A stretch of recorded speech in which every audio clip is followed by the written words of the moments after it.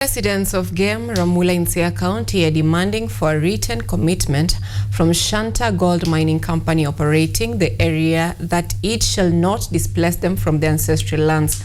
This is after the Relocation Action Plan, traffic and socio-economic surveys, among others, were conducted in the area. Here's more.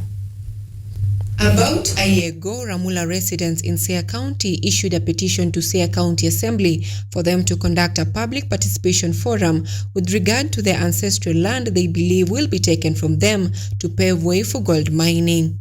As the Assembly convened the public participation forum, the residents now demand for a written commitment from Shanta Gold Mining Company, assuring them that they shall not be displaced from their ancestral land. They lament that the company has been doing several studies in their area, most of which point to the prospect of future displacements to pave way for large-scale mining. What will be the outcome of the surveys they have done? They have done more than 11 surveys in this place, and all of them point towards only one direction, which is relocation. And that's why we are still saying that they need to put in writing that nobody is going to be relocated from Ramula. Patrick Ochieng warned the residents of unfriendly engagements once the company has begun operations. And I don't think our officialdom in the political class care about you and your lousy lands and your poverty. There is no company that does profit that comes to help people. Companies come to make profit.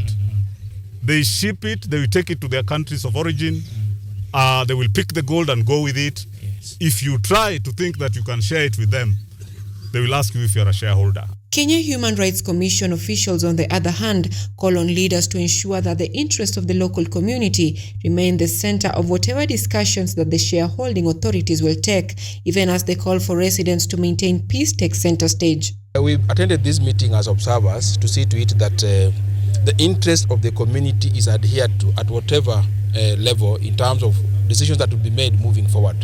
It should be very clear how decisions are going to be made, because I know concerns have been raised here about some people have been compromised, and people are fearing that at the end of the day, the local leadership might be compromised. They must get together and discuss this. Issue of licensing is still a question at hand that you need to dig deeper. You also need to follow up on the reports. What do they say? What is the position of the community in those reports? What are the action points, the recommendations in those reports, so that you can also prepare yourselves for the future? We also need to know that Shanta, as we know it, has already been bought by another company.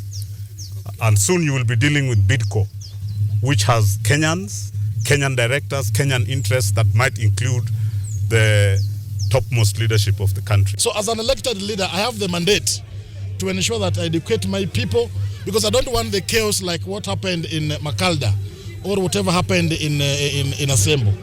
The community is, however, sure that all their views shall be put under consideration and a report be made to the County Assembly for action to be taken. Anyango Sylvia, KUTV.